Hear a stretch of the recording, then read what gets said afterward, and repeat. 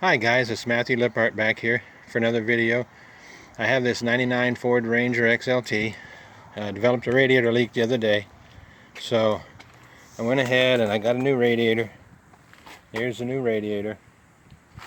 The fortunate part about this is it's a standard transmission, so I don't have to mess with the lines for the transmission cooler.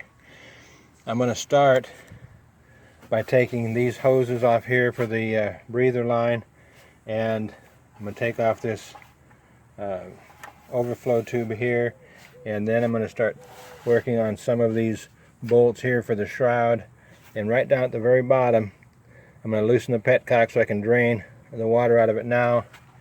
I have a radiator hose right here, and then I've also got another radiator hose all the way at the bottom. Here's another bolt for the shroud, and I'll get all these things off, and then I'll come back and give you an update on what I've done. Okay, I've got the shroud off. The shroud only had 2 bolts on it, right at the top, and then it just lifts off of that bottom peg. Let me show you on the new radiator. There's a bolt right here near the top, and then there's a peg right down here at the bottom. Let me get to a bit different angle here. And it slides down in that groove right there, and then bolts on right here. That makes that easy. 2 bolts. Now I've got, looks like, I can't tell, there's a bolt right there on each side, and then I can't really tell yet. I think that's just it. I think there's just 2 bolts on the radiator as well. There's another bolt here, and then I think it just sets down inside that little cradle right there. So I think 2 more bolts and I'm out. I've got both the radiator hoses off. The petcock was broke. You can see down there the radiator hose is off. So I'll show you that when I get it out, but I had to end up taking the bottom radiator hose off to drain the water because of that petcock. But like I said, I'll show you that when I get it out. Here's that little piece I was telling you about. It just sits into a cradle, so it's just the 2 bolts. Here's where it was leaking, right in here. It's a crack in this plastic. It was actually leaking pretty bad. If you have a small radiator leak and need a temporary fix, you can use some stop leak as a temporary fix. It's not permanent, but it is temporary. Or what I use is black pepper. Black pepper is a great, inexpensive stop leak. I put a bunch of black pepper in this the other day on Tuesday when it started leaking, and it was able to get me through to the weekend. Here's the petcock I was telling you about. It just broke off. I went to loosen it, just snapped right off of my hands. I have no idea how old this radiator is, but it's been in here for a while.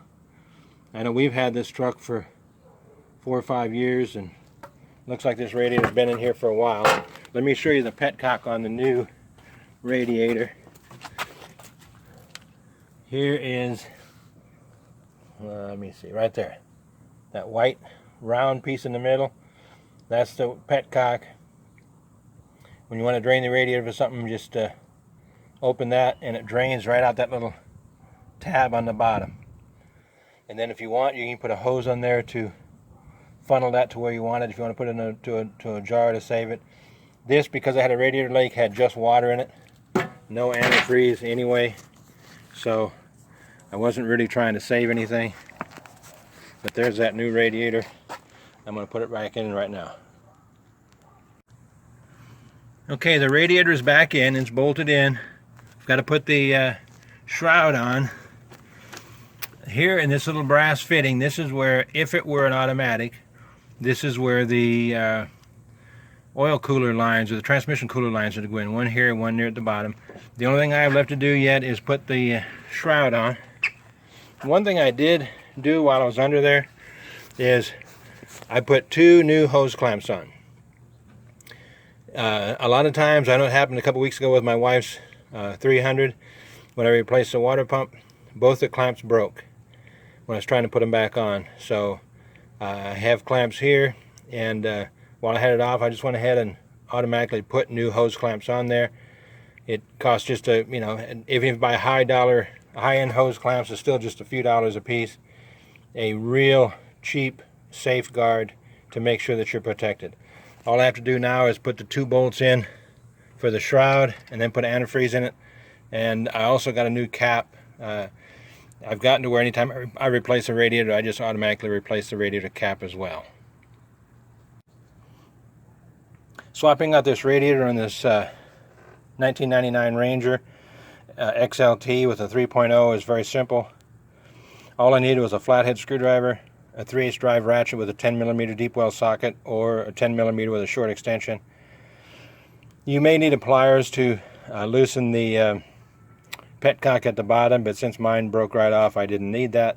But just basically 2 tools is all you need.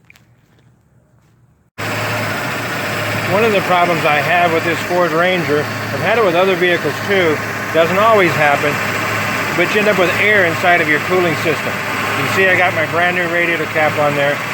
So what you do to eliminate that is before you put the cap on, once you fill it with half antifreeze, half water, start the engine up, let it sit here and idle for 15 to 20 minutes. You'll see water gurgle out, you'll hear some gurgling, and let the vehicle get the full operating temperature, watching your temperature gauge inside, and you'll see the water level drop once it gets warm enough to open the thermostat up. Once that thermostat gets open, water starts flowing, then the air is out, and then you can fill it back up and seal the system. If you have any questions on this, you can send me a direct message, and I'll help you any way I can. I'll answer any questions I can. That's why I do these videos. I'm not the smartest guy out there, but I know a few things that the average person doesn't, just through my experience over the years. And I do these videos to help anybody else get through some challenges they might be having and save them some money by doing this themselves versus taking it to a shop and paying to do it. That's why I learned how to do this, because I simply didn't have the money to take it to a shop. But like I said, if you have any questions, contact me. Please like this video, share it if you know somebody with a 99 Ford Ranger, and hit that subscribe button, please, and hit that bell to get notified when I post another video. And like I said, if you have any comments, good or bad, just don't be rude or mean. There's no need for that. If you have any comments, if maybe I missed something that you think will help somebody, throw that in the comments. Like I say, we're all here to help other people. Hope you enjoy it. Until next time, see you later.